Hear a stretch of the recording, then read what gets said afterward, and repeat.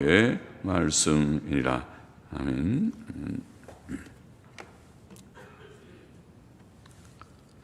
같이 기도하고 말씀 좀 생각하겠습니다. 하나님 아버지 감사합니다. 수요일 밤 저희들 또 예배당으로 부르시고 혹은 가정에서 온라인으로 마음을 같이하여 예배의 단을 쌓고 찬송하며 기도하며 또 성경 말씀 앞에 앉게 하여 주시니 감사드립니다. 하나님의 말씀 성경은 우리에게 금은 보화보다 귀하고 꿀보다 송이꿀보다 더 단 말씀이라고 하였사오니 주여 그 가치, 성경의 가치를 저희로 알게 하시고 그 맛과 주님 그 복을 저희로 알게 하여 주소서. 하나님의 말씀을 이 밤에도 조금 해석해 하시고 또 듣고 묵상케 하시고 또 즐거이 받고 깨닫고 믿고 마음에 새기게 하여 주시기를 소원합니다. 하나님이여 부족하고 무익한 종, 무가치한 종에게 하나님께서 은혜를 주셔서 주님 옥사의 직무를 감당케 하시고 하나님의 말씀을 바르게 해석하며 증거하는 그 직무를 다 감당할 수 있게 하여 주옵소서. 은혜를 주옵소서. 성령의 충만함을 주옵소서. 예수 그리스도의 이름으로 기도하옵나이다. 아멘. 아멘. 자, 이사야 21장 말씀. 21장에는 세 가지 내용이 좀 나오죠. 바벨론에 대한 말씀, 또 에돔에 대한 말씀, 두마는 에돔을 가리킵니다. 그리고 아라비아에 대한 말씀, 이 세 곳에 대한 말씀이 짧은 장에 담겨 있습니다. 먼저 1절부터 좀 다시 읽어보겠습니다. 해변 광야에 관한 경고라. 경고, 마사라는 말은 그냥 말씀, 하나님의 말씀이다. 하나님의 혹은 엄중한 말씀이다. 좋은데 하나님의 말씀이라는 그런 그냥 뜻이라고 봅니다. 그래서 해변 광야에 관한 말씀이라 그렇게 읽으면 될 것 같습니다. 적병이 광야에서 두려운 땅에서 남방 회리바람같이 몰려왔도다.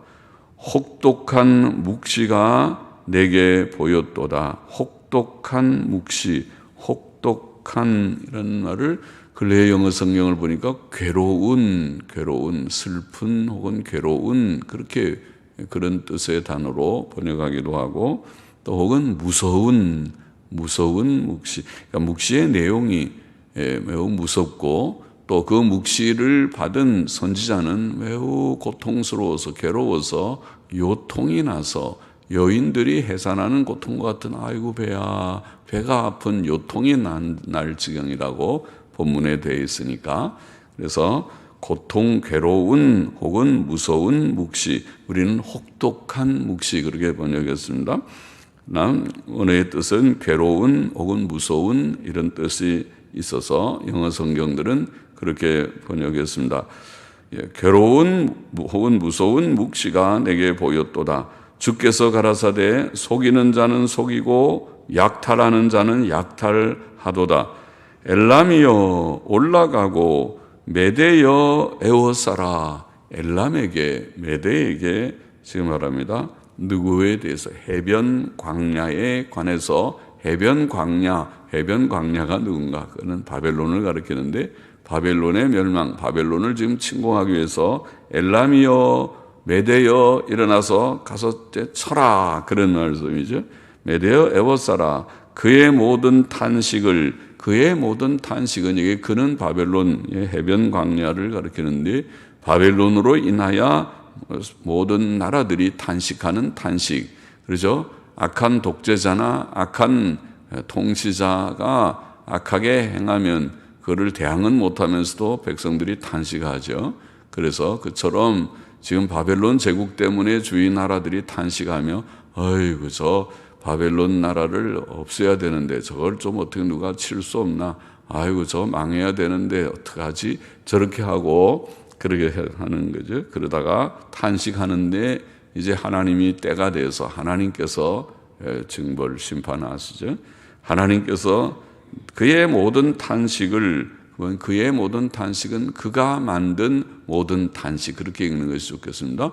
그가 만든, 그는 바벨론입니다. 바벨론이 만든 모든 탄식을 내가는 하나님이시죠. 내가 그치게 하였노라. 그치게 할 것이라는 말이지만은 확실한 미래니까 과거형으로 내가 그치게 하였노라 하시도다. 이러므로 나의 요통이 심하여. 자, 이 심판의 계시를 받은 이사야는 요통이 심하여. 요통은 배가 아픈 거죠. 허리 요자인가? 요통. 허리가 아프고, 아이고 배야, 아이고 배가 아프면 이 허리가 허리가 아파서 허리가 잘라지는 것처럼 아파서 그렇게 고통하죠. 나의 요통이 심하여 임산한 여인의 고통 같은, 여인들의 고통 중에 가장 큰 고통이 해산의 고통이라고 하죠. 그래서 해산하는 고통, 이제 죽었다, 하늘이 노랗게 된다고 그러던가요? 이제 죽었다, 너무 고통스러워서 고통스러워하는 그 고통에다가 항상 비유하죠. 나의 요통이 심하여 임산한 여인의 고통 같은 고통이 내가 임하였으므로 고통으로 인하여 듣지 못하며 놀라서 보지 못하도다. 그 원문이나 옛날 영어 성경은 보니까 내가 그것을 듣자 엎어졌고 그것을 보자 당황하였도다. 아마 그것이 원어의 뜻이 아닌가. 옛날 킹제임스 성경이라는 1611년에 번역되어 있는, 지금까지도 강단 성경으로 서양에서 영미권에서 읽히고 있는 이 성경은 대단한 성경입니다. 그것은 킹 제임스 1세라고 하는 왕실에서 아주 최고의 번역자들을 동원해서 그들에게 많은 비용을 지불하면서 각 분과로 만들어서, 여러 파트로 만들어서 각 부분을 다 번역해 와서 또 토론하고 전체 모여서 또 점검하고 하면서 많은 시간을 걸려서 번역한 그런 대단한 성경입니다. 그러니까 1611년에 번역됐지만 아직까지 읽히는 거죠.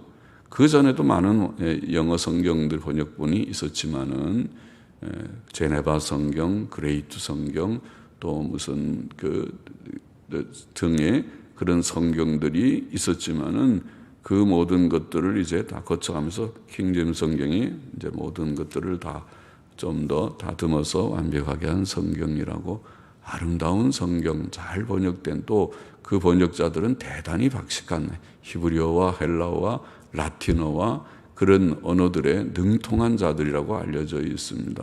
물론 완벽한 성경이라고 생각하진 않아도 그래도 킹제임스 성경을 쉽게 무시해서는 안 되는 그런 성경이라는 뜻입니다.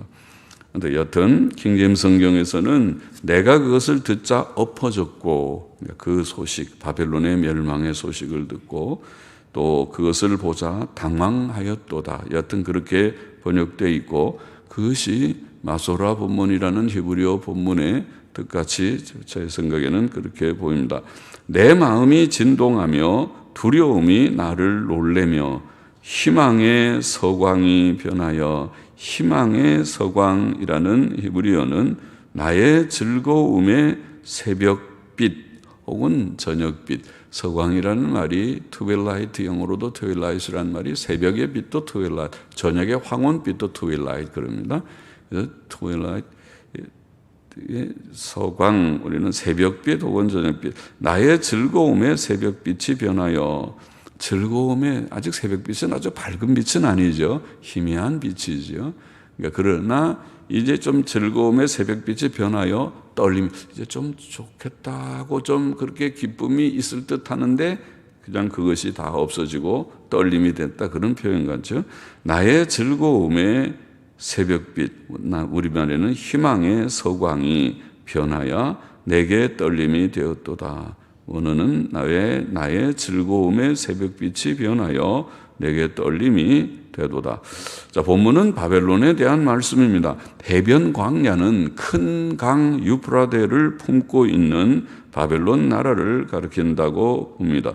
9절, 오늘 1절부터 우리가 쭉 9절까지가 한 단락인데 10절까지 9절까지 한 10절까지 볼 수 있는데 그 내용이 바로 바벨론에 대한 것이라는 것을 9절에 가면 드러나게 됩니다. 9절에 보면 마병대가 쌍쌍이 오나이다. 그가 대답하여 가라사대 함락되었도다 함락되었도다 바벨론이여. 이게 바벨론에 대한 얘기를 하려고 했구나. 그리고 아까 바벨론에 대한 얘기를 메데여 엘람이여 올라가고 메데여 에와사라. 엘람은 파사 지역인데 오늘날 이란 지역인데 메데와 엘람과 메데가 다 일어나서 바벨론을 공격하라 그 얘기거든요. 그래서 바벨론 여기에 그러면은 해변 광야는 바로 유프라데 큰 강, 유프라데 강의 강변에 있는 바벨론 나라를 가리켰다고 보입니다. 그 유프라데스 강 주위의 그 평야 그것이 메소포타미아 평원이라고 하는 유명한 고대 문명의 발상지. 그러니까 우리 인류의 가장 오래된 문명의 시작점을 우리는 메소포타미아 문명이라고 볼 수 있어요. 성경적이죠. 거기가 바로 갈대아 우르가 거기 있고, 유프라데스 강에서.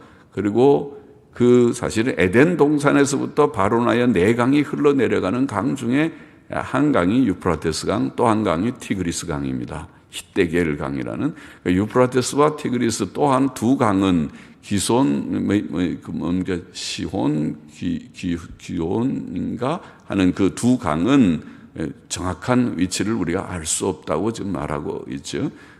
두 강, 유프라테스와 히데겔, 티그리스 강은 성경에 나와 있고 지금까지도 분명히 보는. 그러니까 바로 그곳이 에덴 동산은 그 두 강의 발원지쯤에 있는 그러면 시리아나 이스라엘 땅 북쪽 그 지역일 것입니다. 이스라엘 땅이든지 그 북쪽의 땅에 그것이 에덴 동산의 땅일 것입니다. 거기에서부터 발원해서 두 강이 흘러나가고 나머지 두 강은 아마 그것이 홍해 뭡니까 지중해 쪽으로 갔는지 아니면 그것이 홍해 쪽으로 갔는지는 모르나 지형의 변화가 일어났을 것이라고 상상됩니다. 여하튼 그 얘기를 하려는 것이 아니라 여기에 해변 광야 이것은 바로 지금 바벨론 땅 메소포타미아 평원 큰 평원을 가리킨 것이라고 보입니다. 자, 바벨론을 침공할 적군들이 적병이 광야에서 두려운 땅에서 남방 회리바람같이 몰려왔도다. 그렇게 올 것이다. 바벨론을 침공할 적군들이 올 것이다. 아주 회리바람같이 몰려올 때 그러죠. 보통 우리가 전쟁을 하면 전쟁한다 하면 내가 싸울래 그러고 그렇게 들어오는 사람들은 없죠. 전쟁은 이기려고 하는 전쟁이니까 전쟁한다 그러고 그 다음에 그냥 침공하죠. 혹은 좋지 않은 사람은 선전포고도 하지 않고 그냥 기습 공격을 하죠. 그러잖아요. 우리가 6.25처럼 6.25 때에 김일성이가 스탈린의 재가를 받고 모택동의 협력을 받고 그리고 1950년 6월 25일 새벽에 기습 남침하듯이 꽝 해서 며칠 만에 서울 정복하고 한 달쯤 돼서 저 낙동강까지 밀고 내려갔으니까 얼마나 기습 공격입니까? 그냥 조금만 더 했으면 금방 그야말로 좌파들이 말하는 통일 전쟁을 했죠. 우리나라가 통일됐습니다. 단지 우리가 바라는 통일이 아니라 공산 통일이 공산화가 됐을 것입니다. 그런 일들을 하듯이 그 전쟁은 그렇게 하는 거죠. 갑자기 쳐들어오는 거죠. 자, 바벨론을 침공할 적군들이 이렇게 회리바람같이 몰려올 것이다. 바벨론은 이전에 속이는 자요, 속이는 자는 속이고 약탈하는 자는 약탈하도다. 그렇게 주께서 말씀하시는데 이전에는 속이는 자요, 약탈하는 자였지만은 전에는 속임수를 가지고 혹은 약탈을 하면서 정복하는 대제국이었지만은 이제는 엘람과 메대의 연합군에 의해 엘람은 파사라고 그러죠. 파사와 메대의 연합군에 의해 속임을 당하고 약탈을 당할 것입니다. 메대와 파사의 연합군은 들어와 바벨론을 멸망시킬 것입니다. 이 모든 일들이 하나님의 손 안에 있고 하나님께서 행하는 일들입니다. 하나님께서는 메대 나라와 파사 나라에게 올라가서 바벨론을 치고 정복하라. 엘람이여 올라가고 메대여 에워싸라. 누가? 마치 사령관처럼 하나님께서 그렇게 말씀하십니다. 그의 모든 탄식을 내가 그치게 하였노라. 바벨론 때문에 일어나는 모든 탄식을 이제 내가 그치게 하겠다. 하나님께서는 그 일을 행하시고 이루실 것입니다. 전쟁은 하나님의 손 안에 있습니다. 세계사는 하나님의 섭리의 역사입니다. 하나님께서는 바벨론의 학대로 인한 모든 사람들의 탄식을 그치게 하실 것입니다. 그러나 바벨론 나라의 멸망 소식은 너무나 충격적이어서 저 거대한 나라 바벨론이 망하다니. 만일 우리가 미국이, 지금 봐서는 미국이 쉽게 망하지 않아 보이지만은 미국이 망한다면 모든 사람들이 우와, 세상에 세계의 최강국인 미국이 저렇게 망할 수가 있는가. 아마 그러겠죠. 그처럼 바벨론 나라는 미국보다도 더한 대제국입니다. 옛날의 제국들이 다 그랬어요. 바벨론도 그 후에 메데파사도 또 헬라도 로마도 놀라운 제국들이죠. 그 제국이 망한다는 것은 너무 통곡스러운, 그것을 그 모든 내막, 그 모든 영광을 아는 자들은 세상에 이런 일이 일어났구나 그렇게 하겠죠.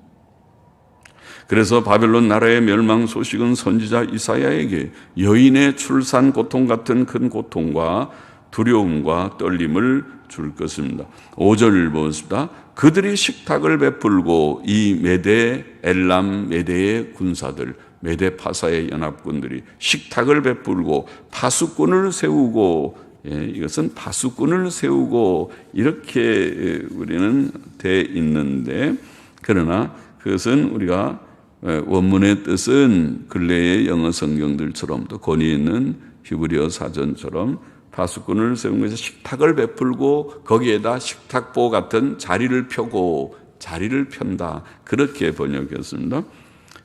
그들이 식탁을 베풀고 자리를 펴고 먹고 마시도다. 식탁 베풀고 거기에다가 천 같은 거를 깔고, 그렇죠. 보통 식탁보들을 깔고, 그리고 거기서 음식 차려놓고 먹고 마신다. 그런 뜻으로 번역을 했습니다. 너희 방백들아 일어나 방패의 기름을 바를지어다. 주께서 내게 이르시되 가서 파수꾼을 세우고 그 보는 것을 고하게 하되 마병대가 쌍쌍이 오는 것과, 주님께서 그렇게 말씀하십니다. 너희가 가서 파수꾼 세우고 마병대가 쌍쌍이 오는 것과 나귀 떼와 약대 때를 보거든 자세히 유심히 들으라 하셨더니 파수꾼이 사자같이 부르짖기를 주여 내가 낮에 늘 망대에 섰었고 밤이 맞도록 파수하는 곳에, 밤이 맞도록 무슨 뜻입니까? 설명해서 알죠. 맞도록, 밤이 마치도록, 맞도록 잘 안 쓰는 말이죠. 밤이 맞도록, 밤이 마치도록, 밤새도록 그 말입니다. 밤이 맞도록, 밤이 마치도록, 밤새도록 파수하는 곳에 있었더니 마병대가 쌍쌍이 오나이다. 그렇게 파수꾼이 보고했다는 것을. 그가 대답하여 가라사대 함락되었도다. 함락되었도다. 바벨론이여 그 신들의 조각한 형상이 다 부서져 땅에 떨어졌도다 하시로다. 바벨론 군대는 자신들의 군사력만 믿고 안일하게, 이게 바벨론 군대의 묘사군요. 바벨론 군대가 그들이 식탁을 베풀고 거기서 먹고 마신다. 바벨론 군대를 묘사한 것이라고 보니, 바벨론 군대는 자신들의 군사력만 믿고 안일하게 식탁을 베풀고 먹고 마셨다고 보입니다. 그러므로 선지자는 침략자가 곧 들어올 것이니 그것을 막을 준비를 하라고 말한다고 보입니다. 그러나 바벨론은 마침내 멸망할 것입니다. 메데파사의 연합군은 전쟁에서 마병대와 나귀떼와 약대떼를 많이 사용하였다고 하는데, 여기 오늘 본문에 마병대가 쌍쌍이 오는 것과 나귀떼와 약대떼를 보거든 이런 표현이 있습니다.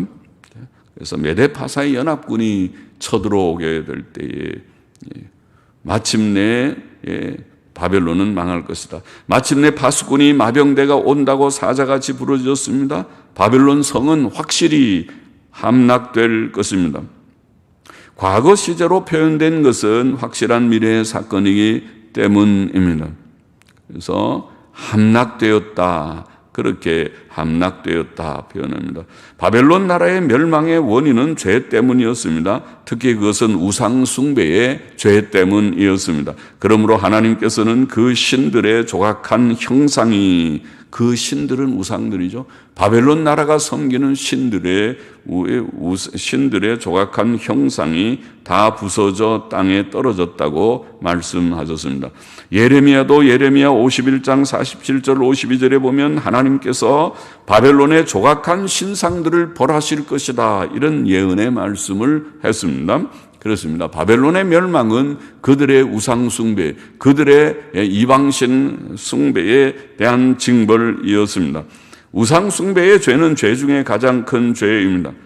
바벨론이 멸망하는 날 그 우상들이 헛된 것들임이 증명될 것입니다. 10절 보십니다.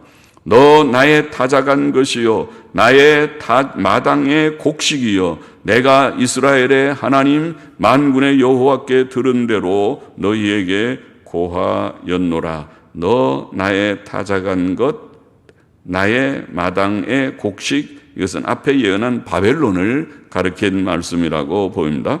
그들은 하나님의 심판하는 섭리의 소식을 듣고 그 섭리의 손길을 깨닫고 교훈을 얻어야 합니다.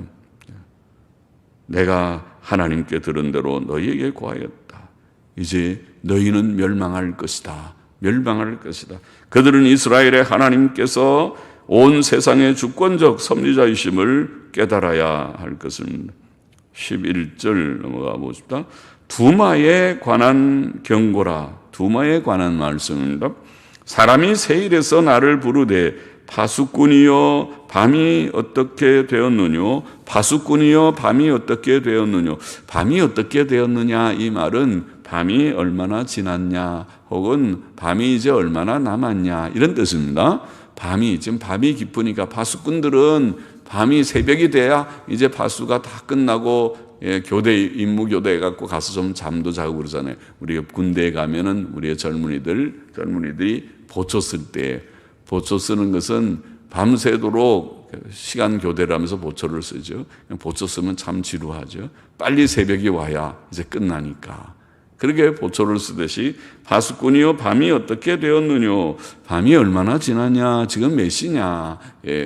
또 밤이 좀 얼마나 남았느냐, 이 말입니다. 파수꾼이여 밤이 어떻게 되었느뇨? 얼마나 지났느뇨?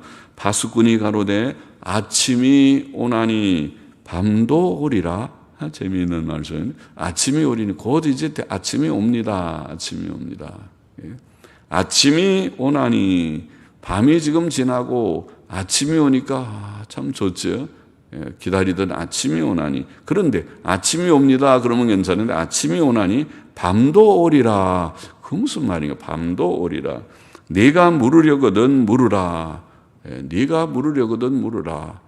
밤이 얼마나 남았는가 하고 물으려면 물어봐라. 너희는 돌아올지니라. 그런 교훈을 여기에 주고 있습니다. 두마에 대한 교훈은 결국 너희는 돌아올지니라. 아침이 오나니 밤도 오리라. 네가 물으려거든 물으라. 너희는 돌아올지니라. 자, 두마는 에돔을 가리킨다고 말씀드렸습니다. 선지자는 에돔 사람들도 지금 밤, 곧 환난 중에, 밤은 환난을 가리키죠. 환난 중에, 고난 가운데 있다고 말합니다. 그들은 그 고난의 밤, 환난의 밤이 언제 지나갈지를 선지자에게 묻고, 선지자는 아침 곧 환난의 끝이 올 것이라고 대답을 합니다. 곧 끝이 온다고, 곧 끝이 온다고. 바벨론 때문에 그들이 고난을 당하는 거죠. 그러니까 바벨론이 언제 망하겠느냐? 바벨론이 망해야 우리가 이 아침이 오는 것이 되겠죠.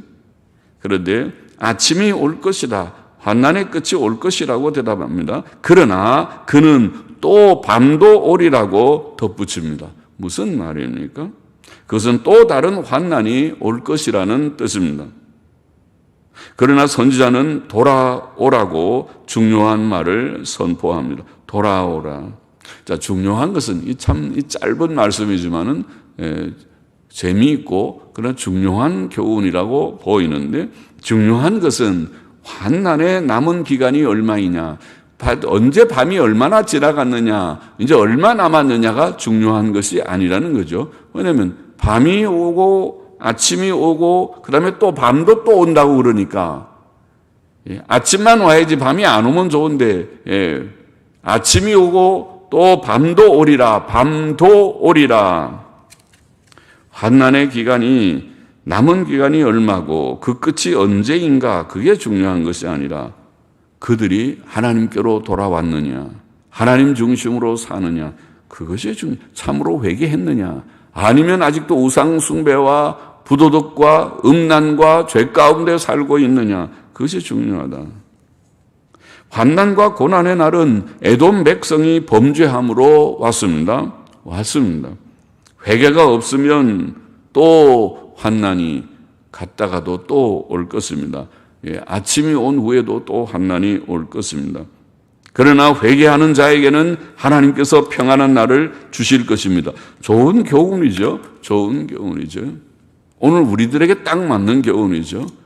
코로나19가 이제 백신, 예방 접종을 하니까 이제는 지나갈 듯, 올해냐, 내년이냐, 이제는 끝난다. 밤이 지나가는 거죠. 밤이 얼마나 남았느냐, 코로나가 얼마나 남았느냐, 이제 얼마면 끝나겠느냐. 좋은 말이죠. 좋은 질문이죠. 그러나 선지자의 대답은 옛날 이 두마에게 한 말씀과 같이 여전히 우리들에게도 유효한 하나님의 교훈은 얼마 남았느냐가 중요하지 않은데, 인류가 하나님 앞에 얼마나 깨어서 회개하느냐가 중요하지, 코로나가 이것이 끝난 줄 아느냐, 이거 끝나면 그 다음에 이제는 다시는 전염병, 팬데믹이라는 이 세계적인 유행 전염병이 이제는 없을 줄 아느냐, 그렇잖아요. 이것이 어떻게 해서 이 재앙이 왔는데 이 재앙이 이것으로 끝날 것 같습니까? 이 말이잖아요. 그렇구나. 아침이 오지만은 밤도 오리라. 너희는 돌아올지니라. 중요한 것은 회개하는 것이지, 중요한 것은 하나님 중심으로 사는 것이지, 지금 얼마 남았느냐가 중요하지 않다. 이제 다 됐다. 이제는 백신이 다 우리가 발명했으니까 이거 맞으면 다 이제는 될 것처럼 그렇게 생각하면 하나님께서 하늘에서 오시고 웃으시며, 그래, 그러면 그게 다 되는가 한번 해봐라.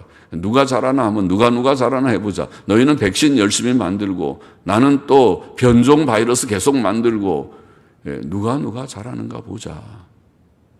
하나님께서 재앙을 내리는 것을 너희가 막을 수 있다고 생각하느냐. 하나님께서는 하늘에서 그러시겠죠. 그러니까 우리가 생각을 고쳐서 하나님 잘못했습니다.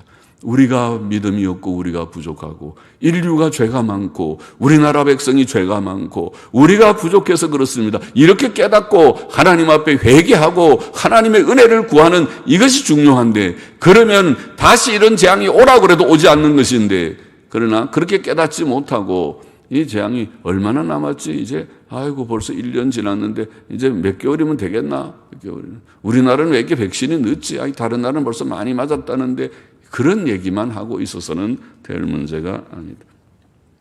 13절 보십시다. 아라비아에 관한 경고라. 또 말씀이라. 아라비아에 관한 경고 세 번째죠. 드단 대상이요. 대상은 상인들이죠. 상인들은 떼를 지어 낙타 타고 다니는, 그런 떼 지어 다니는 상인들 대상이라고 그러죠. 드단 대상이요. 너희가 아라비아 수풀에서 유숙하리라. 대마 땅의 거민들아, 물을 가져다가 목마른 자에게 주고 떡을 가지고 도피하는 자를 영접하라. 그들이 칼날을 피하며 뺀 칼과 당긴 활과 전쟁의 어려움에서 도망하였음이니라. 주께서 이같이 내게 이르시되 품꾼의 정한 기한같이 1년 내에 게달의 영광이 다 쇠멸하리니 게달 자손 중 활 가진 용사의 남은 수가 적으리라 하시니라. 이스라엘의 하나님 여호와의 말씀이니라. 본문은 아라비아에 대한 말씀입니다. 드단 대상, 낙타 타고 떼져 다니는 드당의 상인들은 물질적으로 부유했겠죠. 보통 장사하는 사람들은 부유하죠. 그래서 장사를 하는 거죠. 힘들어도. 장사는 잘하면, 물건만 많이 팔면 돈을 많이 버는 것이 장사니까 그냥 가서 직장 생활하는 것은 딱 정한 월급 받는 거지만은 장사는 참 머리만 써서 사람들이 좋아하는 물건을 또 적절하게 잘 공급하면 거기다 이익 조금 남겨서 아주 머리를 써서 잘 장사하면 그러면은 돈을 많이 벌 수 있으니까 무역도 하고 장사도 하는 것이죠. 그러나 바벨론이 멸망할 때에 그들은 칼날을 피하며 뺀 칼과 당긴 활과 전쟁의 어려움에서 도피해 숲풀 속에 거하며 대마 거민들을 통해 겨우 물과 떡의 도움을 받는 처지가 될 것이라고 말씀하고 있는 줄 압니다. 그래서 드단 대상, 아라비아의 사람들, 드단 대상들이 그렇게 될 것이다. 그들의 물질적 여유는 하루아침에 다 없어져 버릴 것이다. 와. 돈 많은 장사하는 사람들, 상인들, 돈 많이 벌었는데 사업하는 사람들, 사업하기 보통 다 장사하는 것이죠. 사업한다는 말은 보통 이익을 남기기 위해서 하는 것이잖아요. 이익이 없으면 누가 하겠습니까? 자선 사업은 다르지만은 그러나 보통은 다 자기가 수고해서 이익을 약간 남기고 또 많이 남기면 더 좋고 또 그렇게 해서 돈을 버니까 장사하겠죠. 그 재미로 하는 것이겠죠. 게달은 여기에 또 1년 내에 게달의 영광이 1년 내에 주께서 이같이 내게 이르시되 품꾼의 정한 기한같이 1년 내에 게달의 영광이 자 드단 상인들도 이렇게 어려움을 당하게 될 것이고 도피해서 겨우 대마 땅의 거민들에게 떡이나 물을 좀 공급받고 연명하는 그런 도피 생활을 할 것이고 또 주께서 이같이 내게 이르시되 품꾼의 정한 기한같이 1년 내에 게달의 영광이 다 쇠멸하리니 게달 자손 중 활 가진 용사의 남은 수가 적으리라. 여호와의 하시니라. 이스라엘의 하나님 여호와의 말씀이니라. 자, 게달은 이스마엘이라는 이스마엘 아브라함의 그 여종 하갈에게서 난 아들이지요. 이스마엘의 12아들들 중 하나입니다. 창세기 25장 13절에 보면 이스마엘의 아들들의 이름은 그 이름과 그 세대대로 이와 같으니라. 이스마엘의 장자는 느바요시오.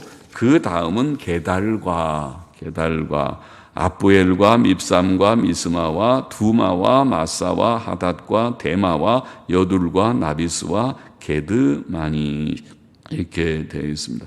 게달 사람들은 양떼를 치는 유목민이었고 아까 드단은 대상, 낙타 타고 떼져다니는 상인들이고 게달 사람들은 양떼를 치는 유목민이었고 비교적 부유한 자들이었다고 보입니다. 그러나 지금 여기 오늘 본문의 짧은 본문의 말씀을 보면 게달의 영광이 품꾼의 정한 기한같이 1년 내에 품꾼이 1년 동안만 일하고 돈 벌고 1년 지나면 이제 끝났습니다. 계약 기간 끝입니다. 그렇게 되면 그 다음엔 수입이 없듯이 그 영광 부여하던 수입이 이제 다 끝나듯이 그런 표현 같죠. 품꾼의 정한 기한같이 1년 내에 게달의 영광이 다 쇠멸하리니 1년 안에 쇠약해질 것이다. 그들도 전쟁에서 패배함으로 전쟁 때문에 1년 내에 쇠약해질 것이다. 그런 예언이라고 보입니다. 본장의 교훈을 정리해 보십시다. 첫째로 하나님 없는 이방 나라들은 결국 다 멸망할 것이다. 오늘 본문 세 곳에 바벨론, 드단, 게달, 강대한 바벨론 나라도 멸망할 것이다. 부요한 드단의 대상들, 상인들도 쇠하여질 것이다. 게달의 영광도 1년 안에 쇠약해질 것이다. 세상 나라, 이방 나라들이 하나님의 심판때에, 공의의 심판때에 그들이 쇠잔하고 해질 것이다. 하나님께서는 사람들의 행한 대로 심판하시는 하나님이시죠. 로마서 2장 6절에서 우리가 읽은 대로 하나님께서 각 사람에게 그 행한 대로 보응하시되 참고 선을 행하여 영광과 존귀와 썩지 아니함을 구하는 자에게는 영생으로 하시고, 성도의 삶이죠. 참고 선을 행하고 우리가 주님의 뜻대로만 살고자 하는 자들에게는 하나님께서 영생복을 주시지만, 오직 당을 지어 진리를 쫓지 아니하고 서로 335 모여서 그래서 하나님을 대적하고 또 불의를 쫓는 자, 진리를 쫓지 않고 불의를 쫓는 자에게는 노와 분으로 하시리라. 세상 나라를 두고 하는 말이죠. 세상의 악한 자들, 하나님 없이 무신론적으로 하나님이 있긴 어디 있느냐. 하나님 믿으려면 내 주먹이나 믿어라. 그리고 자기만 의지하고 교만하고 하나님을 부정하고 그리고 자기의 뜻대로 사는 불경건과 부도덕을 담대히 행하는 악한 악인들, 그들에 대해서 하나님께서 노와 분으로 갚으실 것이다.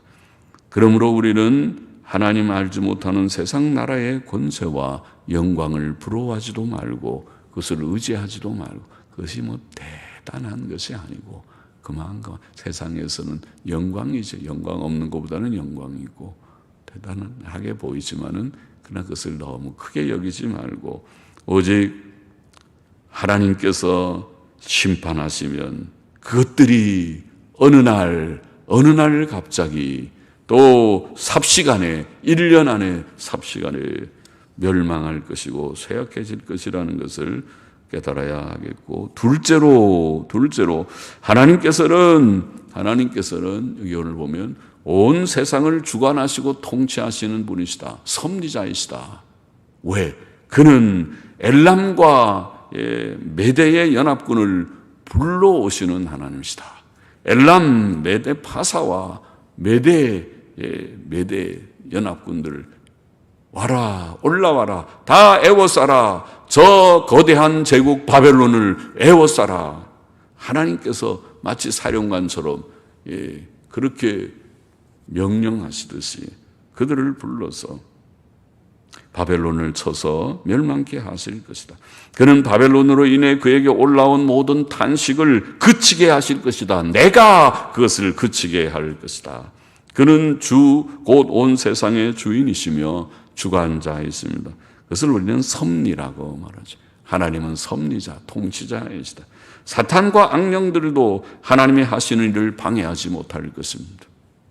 하나님께서는 우리 개인의 삶과 우리의 가정과 우리의 교회와 그리고 우리나라와 그리고 서울시와 부산시의 지금 시장 보궐선거와 이 모든 일들, 시장들이 다 중도 사퇴하는 그런 불행한 일들, 그리고 800억인지 얼마인지 돈을 들여서 선거를 치러야 하는 이 불행한 이 어려운 때에 몇백억을 선거를 위해서 드리고 시간을 들이고 낭비해야 되는 이런 불행한 일들을 이 대한민국의 제1도시, 제2도시, 서울과 부산, 그럼 뭐 우리나라 한 절반, 우리나라 아마 70, 80%는 다 거기에 관계될 수도 있는 이런 불행한 일들을 하나님께서 다 주장하신다. 이것도 우리가 치루어야 할, 우리가 하나님 앞에 받는 보응이라고 깨달아져야 되고 하나님께서 하신다. 그 결과도 하나님께서 하실 것이다. 모든 것이 이 백성의 분복이다. 잘 되는 것도 못 되는 것도 누구를 탓하랴. 선거를 통해서 이루어지는 일들을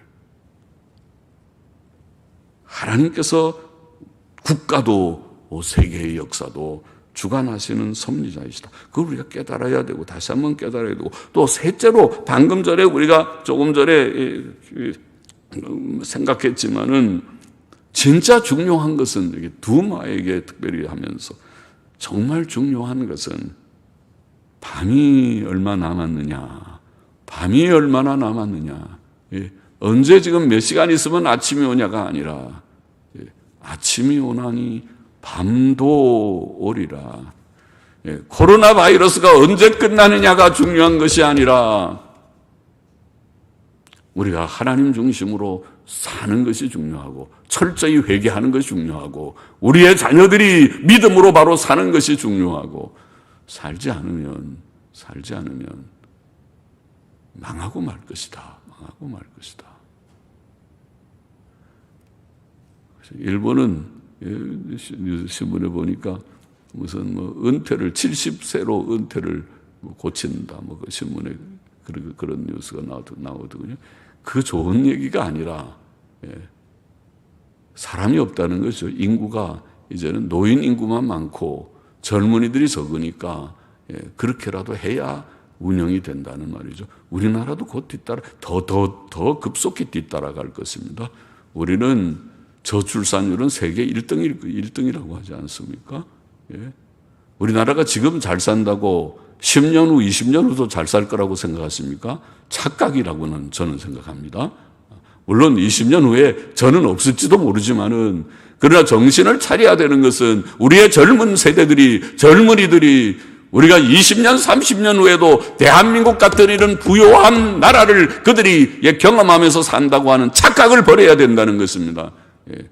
현실을 직시하면서 이 나라가 지금 어떻게 되고 있는가 우리가 염려하면서 하나님 앞에 깨어있지 않으면, 젊은이들이 하나님 바로 믿지 아니하면, 보수 정통 신앙을 그들이 저버리면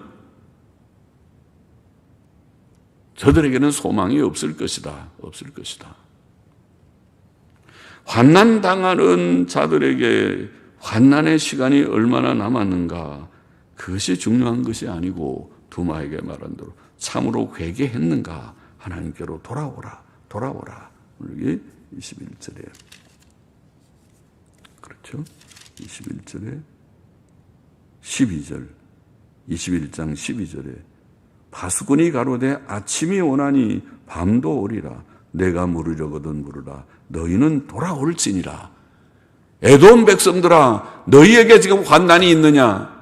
환난이 언제 끝나는 걸 묻느냐? 곧 끝나긴 끝나는데 그렇다고 그것이 끝나는 게 아니라 또 밤이 오는 줄 아느냐? 돌아오는 게 중요하다. 그 얘기를 하고 있습니다. 옳은 교훈이죠. 우리에게도 필요한 교훈이죠. 요긴한 교훈이죠. 언제 코로나가 끝나는가? 그것이 우리의 관심이지만 그것이 중요하지 않고 하나님 중심으로 사느냐? 그것이 훨씬 중요하다. 그렇지 않으면 우리와 우리나라와 온 세계가 멸망의 길로 가고 있는 것이다. 같이 기도하십시다. 하나님 아버지, 긍휼히 여겨 주옵소서. 하나님 없는 이방 나라들이 결국 다 멸망하는 것을 깨닫고 우리가 세상의 영광을 부러워하지 않게 하여 주옵소서. 주께서 온 나라를 다 주관하시는 섭리자인 것을 깨닫고 하나님 중심으로 정말 살며 우리 개인이나 가정이나 교회나 우리 나라나 또 온 세계의 역사를 하나님께서 주장하시는 줄을 깨닫고 하나님 중심으로 살게 하여 주시고, 이 고난의 재앙의 날이 언제 끝나는가가 중요한 것이 아니고 우리가 하나님께 정말 돌아와 하나님 중심으로 살고 있는가가 중요하다는 것을 깨닫게 하여 주시고, 우리 모두와 그것을 알고 특별히 우리의 자녀들이 깨닫고 젊은이들이 깨닫게 하여 주시기를 소원하며 감사하며 예수님의 이름으로